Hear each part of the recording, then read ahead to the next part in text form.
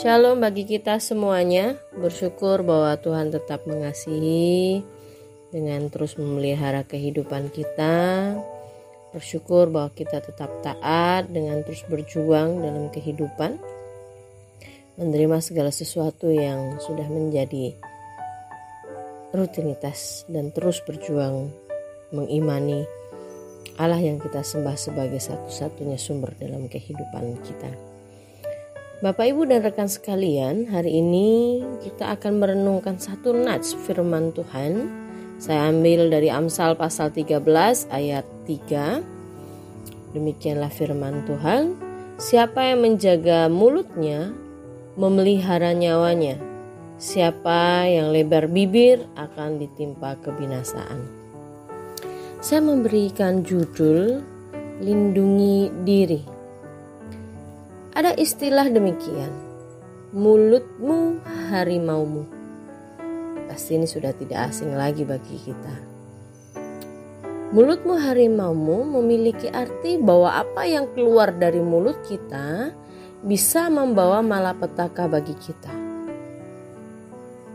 Kalau kita pernah lihat bahwa ada orang yang awalnya akrab sekali, tiba-tiba mereka bermusuhan.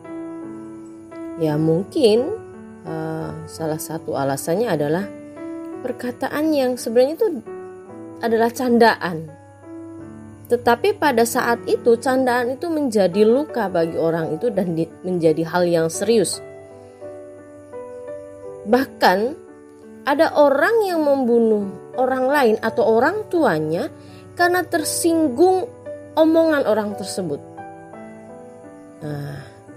Jadi Bapak Ibu, kalau ada orang yang terdekat tiba-tiba menjauh, coba cek deh.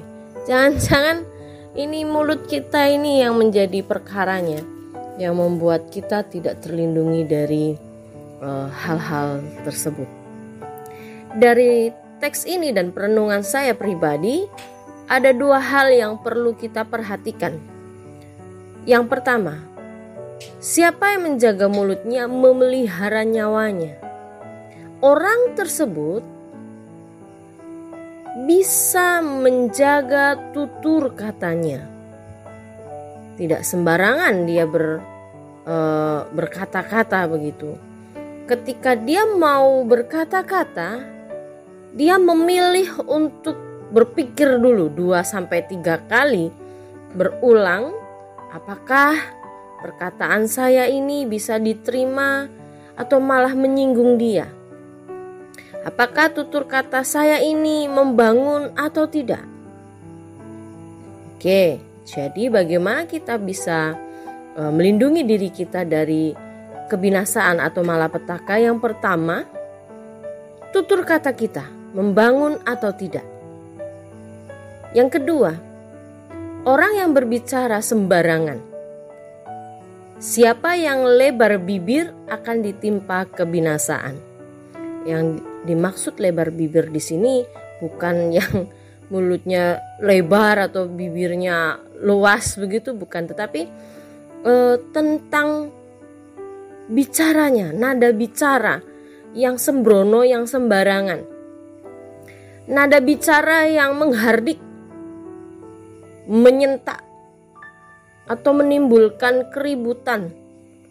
Nada bicara yang seenaknya sendiri, ngomong lah dipikir. Nah, kalau orang Jawa kan begitu. Nada bicaranya itu suka-suka dia, ngegas-ngegas gitu kan. Nggak ngelihat dia itu ngomong sama siapa begitu. Ngomong sama orang tua kayak ngomong sama konconya sendiri kan. Orang tua bisa tersinggung. Nah, dari teks ini bahwa yang kedua, perlu berbicara dengan nada yang lembut semestinya. Mengenai hal ini, saya teringat tahun lalu ada lagu yang viral sekali. Lagu ini liriknya antara bahasa Inggris dengan bahasa Jawa dan dikemas begitu apik dan bagus sekali. Kalau Bapak Ibu pernah dengar ya, judulnya Lati. Ada kalimat bahasa Jawanya begini. Koe raiso mlayu saka kesalahan, aji ning diri ana ing lati. Kalau orang Jawa bisa memahami. Artinya begini, kita atau kamu tidak bisa lari dari kesalahan. Oke, harga diri seseorang itu ada pada lidahnya atau ada pada perkataannya. Begitu kalau kita ngomongnya nyentak-nyentak gitu, ngegas-ngegas, orang akan melabeli dia apa? Ih, kasar ya orang itu ya. Kalau ngomong itu, menyakitkan. Nah, akhirnya label itu yang akan terbawa. Gitu. Bahkan nasihat yang baik pun akan menjadi negatif karena ini bicara yang sembrono, sembarangan. Bapak, Ibu, dan rekan sekalian, Salomo menulis ayat ini mengingatkan kembali kepada orang-orang yang takut akan Allah untuk tidak hidup menjadi sama dengan orang-orang yang tidak mengenal Tuhan. Bukan hanya tidak mengenal Tuhan, tapi hidupnya berorientasi pada dirinya sendiri, kesenangannya sendiri. Ini biasanya disebut sebagai orang fasik. Jadi kalau Bapak Ibu dengar orang fasik, itu adalah sebutan bagi orang yang orang-orang yang senang berbuat jahat, kejam, lebih tidak bermoral. Begitu. Ini orang fasik. Jadi pada teks ini kita diingatkan bagaimana kita menggunakan mulut dan bibir kita ini membangun dan penuh kelembutan. Seperti yang dikatakan Rasul Paulus kepada jemaat di Efesus.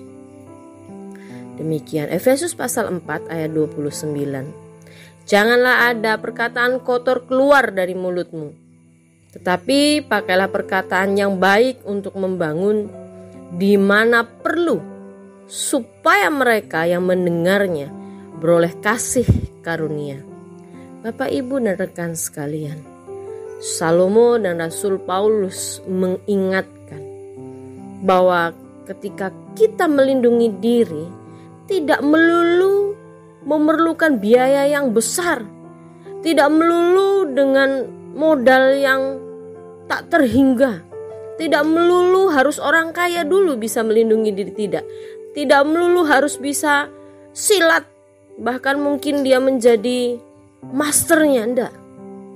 Tapi di sini disampaikan bahwa melindungi diri dari kebinasaan atau malapetaka cukup mulai dari mulut dan bibir, cukup mulai dari perkataan dan cara kita berbicara kepada orang lain.